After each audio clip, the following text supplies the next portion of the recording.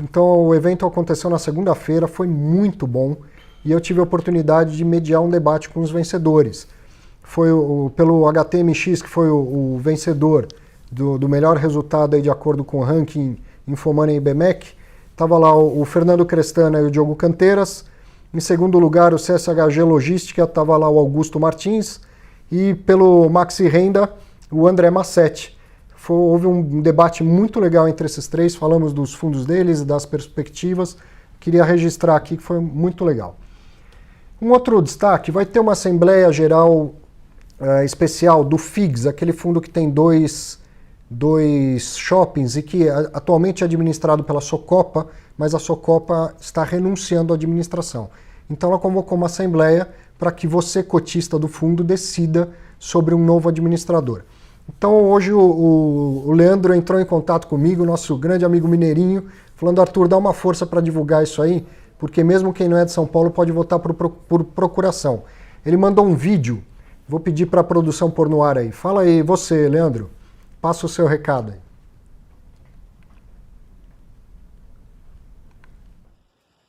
Fala, meu nobre amigo Arthur, muito obrigado pela oportunidade que você me concede aí, um espaço aí no seu programa. Programa esse que tem sido aí referência no mercado de fundos imobiliários.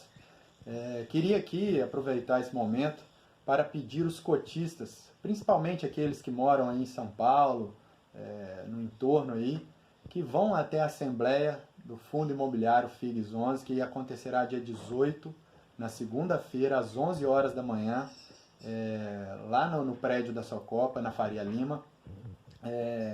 Que todos aí que puderem, compareçam, façam uma forcinha aí. E aqueles que não moram perto de São Paulo, no entorno ou em São Paulo, mande a sua procuração, ainda dá tempo, falta alguns minutinhos aí para o correio fechar.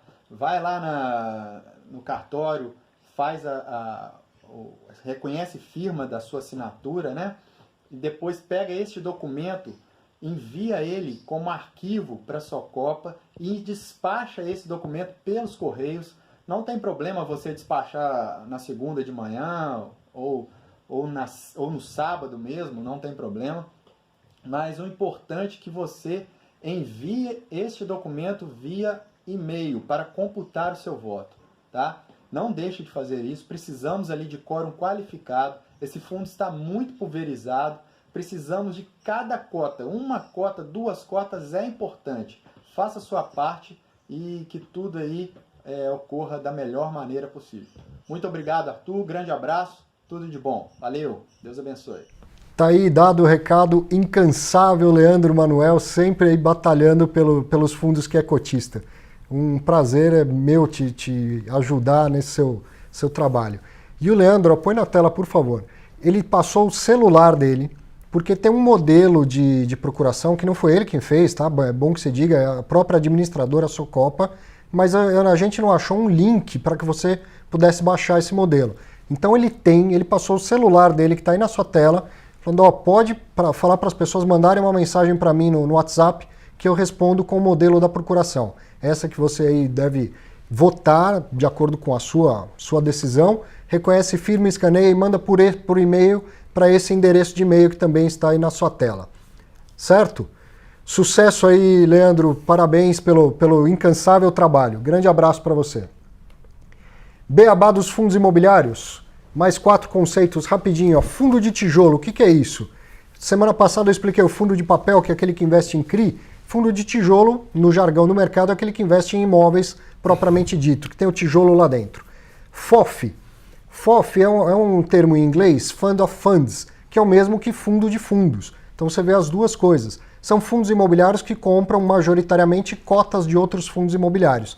Fundo de fundos ou FOF, mesma coisa. E galpão logístico, um segmento importante do mercado de fundo imobiliário, são galpões onde, na maioria das vezes, tem lá centros de distribuição. Esse é o logístico, obviamente. Tem também o galpão industrial, onde tem planta de fábrica. Os fundos imobiliários investem bastante nesses dois produtos. Por fim, baixe o Guia de Investimento em Fundos Imobiliários, o endereço está aí na sua tela. É um e-book gratuito que eu escrevi principalmente para os iniciantes. E conheça o nosso curso online Viva de Renda com Fundos Imobiliários, curso completo para você entender como funciona essa indústria e entender como montar e gerir a sua própria carteira de fundos imobiliários. Vai lá, conheça o curso no site do Infomoney. Muito bem, por fim, bate um papo comigo, me encontra aí nas redes sociais, me diz o que achou dessa conversa que eu vou ter agora com o Cláudio Alencar. Obrigado, Cláudio, por ter vindo. Eu sempre gosto de fazer, como eu disse, essa conexão da academia com o mercado. E vocês lá no Núcleo de Real Estate, o que eu gosto muito é que fazem essa academia. Vocês não estão lá emparedados na academia, vocês estão produzindo conhecimento acadêmico, mas sempre vendo contato com o mercado, em contato com o mercado, né? Bom, obrigado pelo convite, Arthur. É um prazer, uma satisfação estar aqui com vocês. Né? Desde sempre, desde que o Núcleo foi criado, dentro da Escola Politécnica, pelos grupos de professores envolvidos com o tema de real estate, a nossa preocupação sempre foi essa. A gente gosta de fazer pesquisa, a gente gosta de ensinar, observando o que está acontecendo nas empresas que fazem real estate, nos investidores, profissionais, enfim. A gente tem essa preocupação e a gente procura sempre, né, criar mecanismos, criar canais de ter esse contato mais efetivo com os problemas de mercado, até para poder dar uma resposta do ponto de vista acadêmico, de estudos, que enderecem os problemas reais da economia setorial do real estate. E numa dessas iniciativas de pôr o pé para fora, existe o comitê de mercado mesmo, né? Explica o que é o comitê. Sim, o comitê existe já, acho que uns 10 anos. A gente entendeu que seria muito oportuno para estreitar essa relação também com os problemas vivenciados no dia a dia pelas empresas, pelos fundos de investimento, né? Criar um comitê onde se debatesse problemas que estão vigindo naquele momento. Então a gente faz um grupo bastante interessante, bastante importante de pessoas que têm um destaque no mercado de real estate brasileiro. Então você tem CEOs de empresas, grandes profissionais de áreas específicas de shopping center, hotelaria. Gente de banco também? Gente de banco também. Né? O presidente da BCIP, por exemplo, o atual presidente da BCIP está no comitê, o Gilberto, né? Você conhece lá do Santander. Enfim, no próprio site você tem a lista lá dos participantes desse comitê. Então a gente se reúne a cada 3 meses, digamos. É eleito um tema, é escolhido um tema específico, né, que está ali naquele momento considerado como sendo um tema que merece um olhar especial. Né? Então a gente faz um debate, um almoço, essas pessoas recebem uma pauta e tem uma rápida apresentação e o tema é discutido, cada um, né, expõe o seu ponto de vista sobre o que aquele tema quer dizer naquele momento. E aí tem um relato, a gente faz uma nota que é publicada, enviada para o nosso mailing, de modo que as pessoas tenham contato, tenham informação sobre o que foi discutido, qual a opinião prevalente dessas pessoas. Nem sempre todo mundo concorda com tudo que está ali, mas enfim, a gente procura fazer a nota de modo a mostrar a visão geral que aquele grupo tem sobre aquele assunto específico. E na última reunião, o que foi discutido é a perspectiva para 2019 e 2020, é isso? Sim, a gente tem como hábito, né? A última reunião do ano a gente sempre faz uma enquete, onde a gente tem uma série de questões que versam sobre qual a visão que essas pessoas têm sobre o comportamento do próximo ano, ou até dos próximos anos, do mercado de real estate, nos seus variados segmentos. Depois eu te explico melhor, a gente conversa um pouco melhor sobre quais são esses segmentos que normalmente fazem parte da enquete. A gente faz de 2 formas. A gente faz, na verdade, 2 enquetes. Uma voltada para os membros do comitê, que são mais ou menos 20 pessoas, né? E outra a gente manda para um mailing do Núcleo de Real Estate, que deve ter hoje cerca de 10 mil nomes, 8 mil, né, número dessa ordem. E a gente costuma receber como resposta em torno de 300, 400 respostas. Eu sou um desses. Pois é, eu sei que você participa. E a gente procura entender se há uma convergência também da opinião, digamos, do mercado com a opinião do comitê. E normalmente isso acontece. Né? Tem pouca discrepância, né, em relação a como que o mercado está vendo o ano que vem e como que o comitê também está enxergando. Funciona bem assim. No ano passado, a gente fez um pouco diferente. A gente não mandou a enquete para o mailing, Porque era um ano conturbado, a questão da eleição, estava tudo. Nós próprios tínhamos uma série de dúvidas. A gente fez a enquete. A gente esperou o resultado da eleição para fazer a enquete para não contaminar, né? Porque tinha dúvida quem seria o eleito, Sim. Enfim. A gente esperou um pouco e fez a enquete logo em seguida.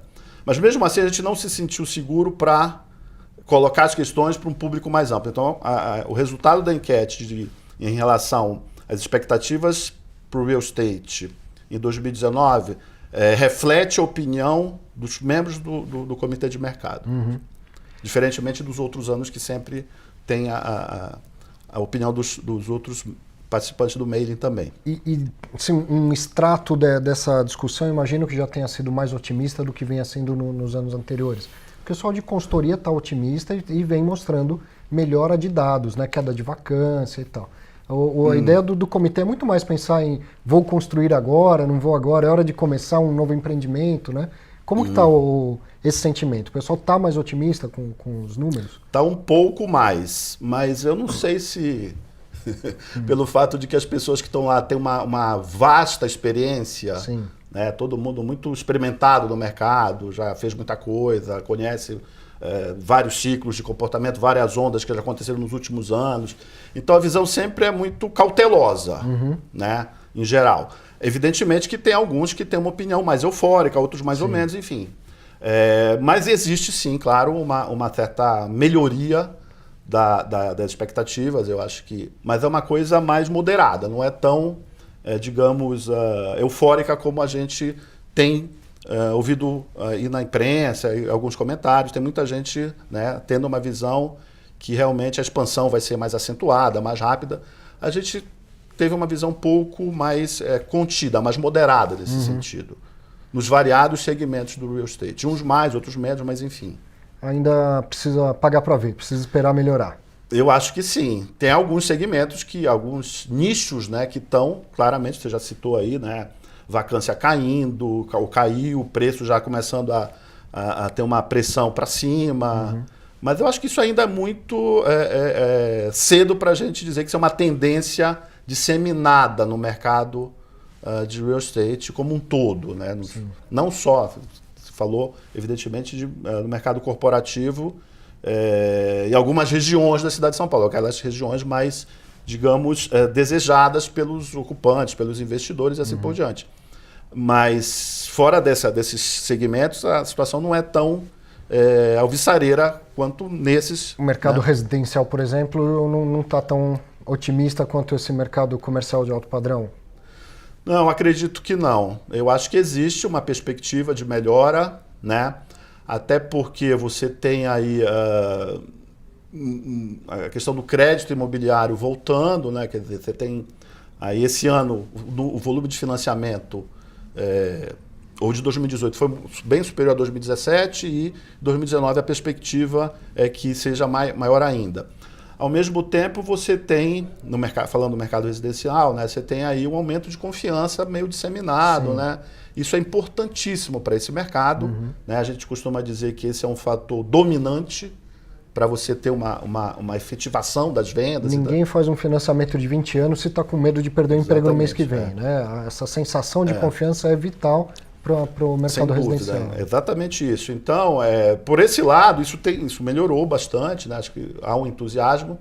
Agora, tem um problema aí que diz respeito justamente às taxas de desemprego, que elas estão caindo, mas muito lentamente. Né? Então, isso ainda é que faz com que essa visão de uma retomada mais agressiva do mercado residencial seja pouco provável. Na verdade, então, voltando à questão da opinião do comitê, sim, há uma tendência de uma paulatina retomada dos investimentos, de novos lançamentos, do incremento de vendas, do incremento do crédito imobiliário, mas uma coisa bem suave, moderada, que a gente enxergou que seria muito por aí no mercado residencial.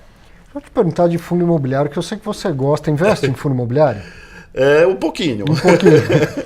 Eu sei que você gosta, porque nos primórdios das poucas produções acadêmicas que existem, seu nome está sempre lá.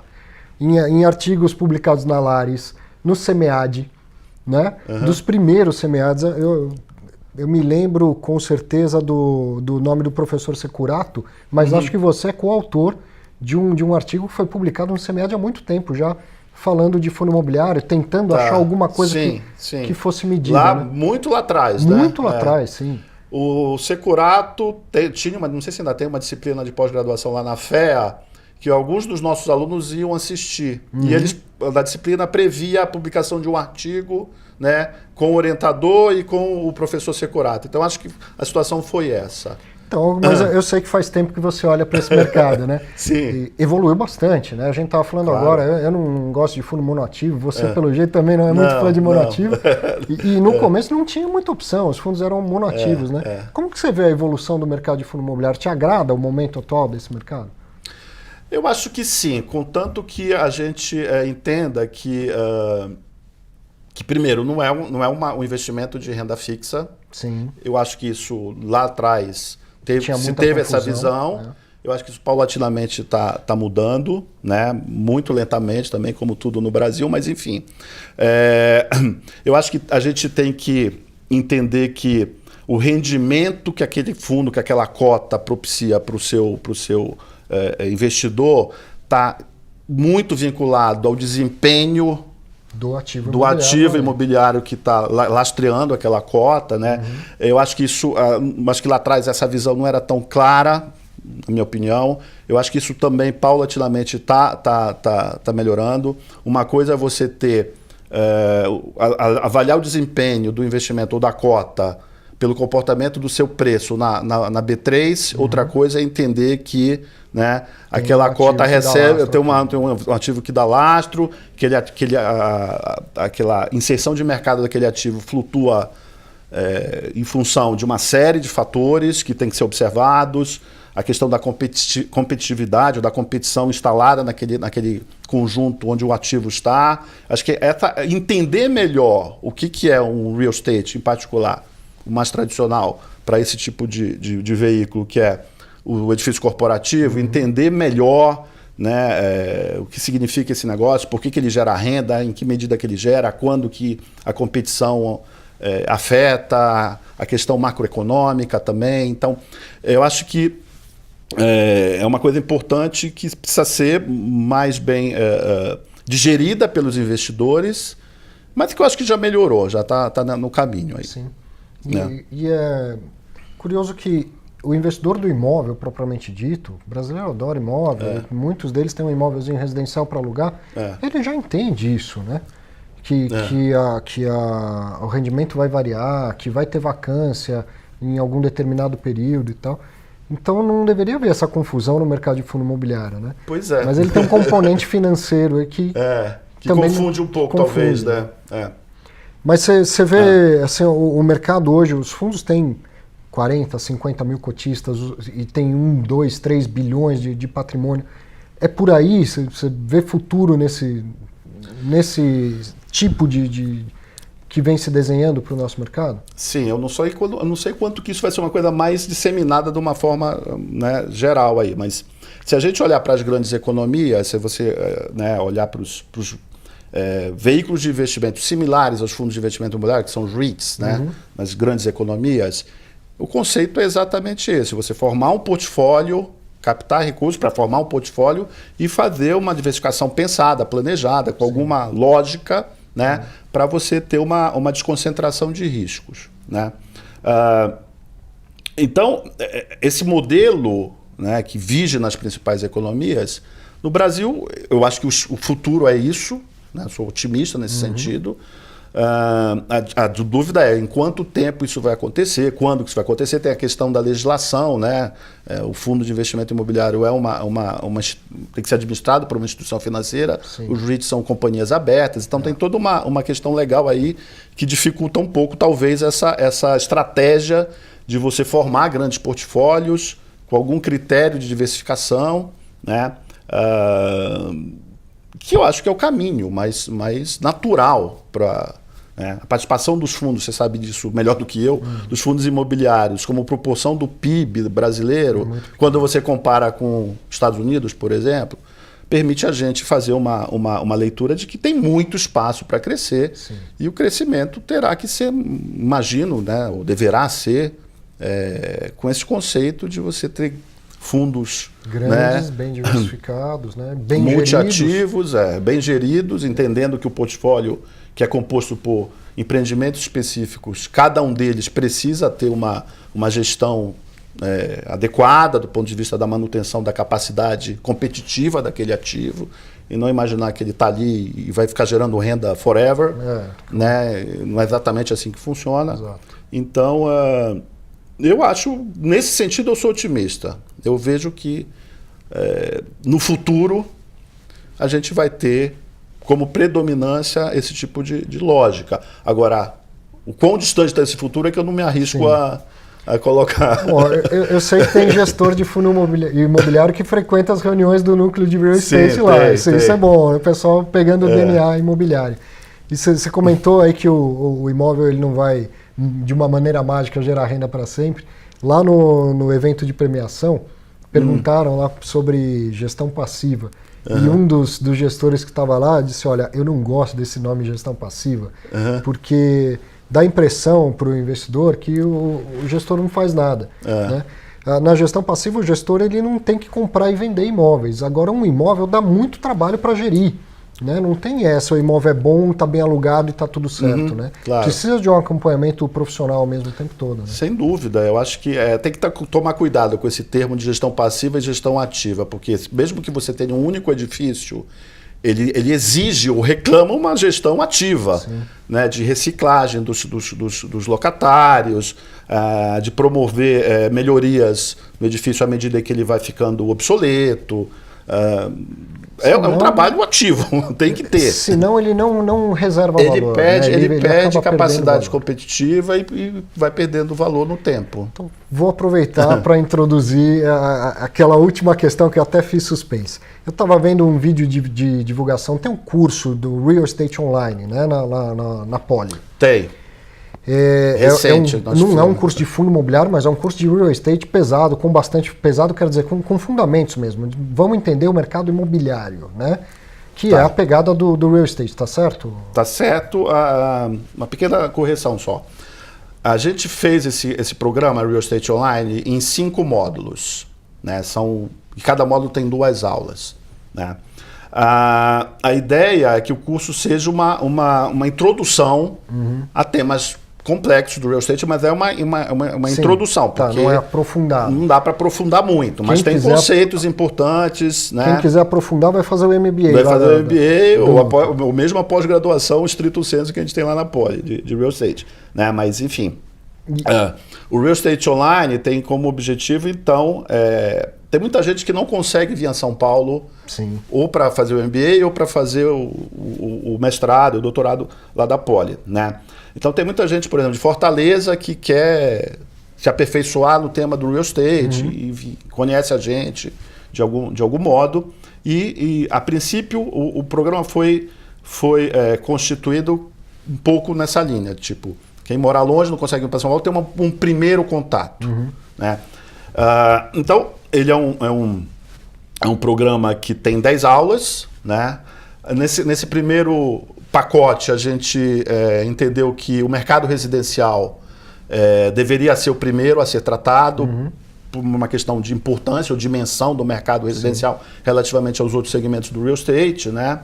Em particular para a renda. Então a gente fez essas 10 primeiras aulas muito focada no mercado residencial. A gente discute no primeiro módulo formatação de produto, adequação do preço à capacidade de pagar do público. O outro é sobre parcerias. O terceiro módulo sobre financiamento, as principais linhas de crédito, financiamento habitacional. Um sobre análise de qualidade do investimento, de investimento em empreendimentos residenciais. E um mais específico sobre modelagem, para você fazer estudos econômicos com uma análise de risco um pouco mais robustas, né? A gente pretende fazer um novo pacote, e aí focando mais nos empreendimentos para renda, que certamente é o objetivo maior do teu público. Exatamente. Né? Então isso vai vir em breve esse ano ainda, provavelmente agora no primeiro semestre. A gente está montando aí os temas. Eu acho que fundo de investimento imobiliário talvez Pode seja ser, um tema, sim. né? Então, enfim, a gente vai fazer isso. Mas voltando à tua questão, então eu vou falar um pouco primeiro sobre, né, os drivers de valor. Isso, eu estava vendo a divulgação, você falou, olha, eu vou te explicar o que faz um imóvel ganhar valor ou perder valor. Né? Eu quero que você conte pra gente, Tá pelo bom. menos esse Aí pedacinho. depois eu tento fazer uma analogia com o mercado comercial. É muito simples, assim, dá para falar rapidamente aqui. Na verdade, você tem um primeiro fator que é fundamental, quer dizer, o produto tem que estar munido com um conjunto de atributos que, lido pelo seu público-alvo, é capaz de satisfazer necessidades e anseios. Isso parece óbvio, mas não é tão simples assim, porque você pode fazer um produto que supostamente está munido com um conjunto de atributos que atendem determinadas demandas de um público-alvo específico que quer comprar habitação. Então, primeira coisa, isso precisa estar ajustado. Além de essa questão estar ajustada do conjunto de atributos ou a formatação do produto, e aí é complexo porque a gente está falando não só dos atributos intrínsecos, internos do produto, é a questão da localização, né, a vizinhança, tem uma série de questões que não é trivial, mas isso é um impulsionador de valor. Na medida em que você consegue posicionar o ativo certo no lugar certo para o público certo. E no caso do residencial, importantíssimo também é conseguir fazer um preço que esse público possa pagar. Certo. Ele pode adorar o produto, tá tudo certo, mas não tem como comprar. Não tem como comprar. Então, esse é o primeiro fator, né, que impulsiona mais ou menos o valor. Segundo, a gente já discutiu um pouco a questão do crédito imobiliário, né? Na medida em que você tem crédito disponível, normalmente, para a maior parte das pessoas, o anseio de comprar, ou deter, enfim, ser dono de uma casa própria, né, vem antes você ter acumulado poupança suficiente para isso. Então você tem que ter linha de crédito. Aliás, é assim no Brasil, é assim no mundo inteiro. Né? Então, se você não tem crédito para isso, quanto mais crédito você tiver, né, aí tem uma boa notícia, que a expectativa é que o crédito se expanda, né? Há uma possibilidade, uma possibilidade de redução das taxas de juros, isso deve trazer mais dinheiro para o crédito imobiliário, enfim. Então, desse ponto de vista, o cenário é bom, a depender, evidentemente, da pauta a expectativa tem que sair política, né? Enfim, papel. Mas então o crédito, né? Então, se você tem mais crédito, você tem uma tendência de impulsionar valores para cima ou para baixo, conforme for esse volume de crédito. E o terceiro aspecto, que é o que a gente chama de né, fator dominante, que também já conversamos aqui, que é a questão da confiança. Você só assume uma dívida de longo prazo se você tiver confiança de que a economia está estabilizada, está crescendo e assim por diante. Se você não tem essa visão, você não faz essa dívida de longo prazo, que compromete uma parcela importante da tua renda durante um prazo muito longo. Sim. Então a decisão é uma decisão cuidadosa, em geral. Né? Então, em síntese, é isso que é falado nessa aula, né, do Real Estate Online. Trazendo um pouco para o mercado comercial. Aí o crédito acho que não é tão relevante assim, poderia ser, mas não é, né? Porque aqui normalmente as pessoas constroem com capital próprio. Mas tem uma vinculação importante da gente ler aí, que tem que ver com nível da taxa de juros básica. Certo. Né? Que o impacto é similar, né? Se você tem uma redução de taxa de juros, provavelmente você vai ter mais dinheiro disponível para emprestar, para comprar habitação. E de outro lado, você, com essa redução da taxa básica de juros, você tem uma percepção, uma alteração das exigências de remuneração também de quem investe no real estate para renda. Custo de oportunidade, né? Exatamente, cai, né? Tende a cair, né? Então, evidentemente que no real estate essa coisa não é instantânea como no mercado financeiro ou no mercado de capitais. Existe uma inércia maior, mas ela também repercute, né?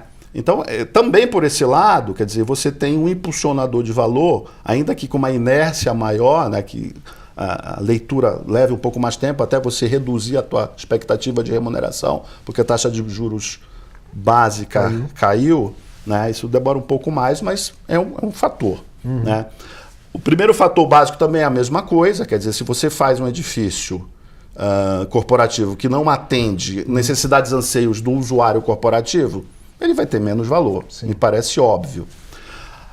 E voltando à questão da confiança, também está muito vinculada, porque a questão da confiança tem que ver com a expansão maior ou menor da atividade econômica como um todo.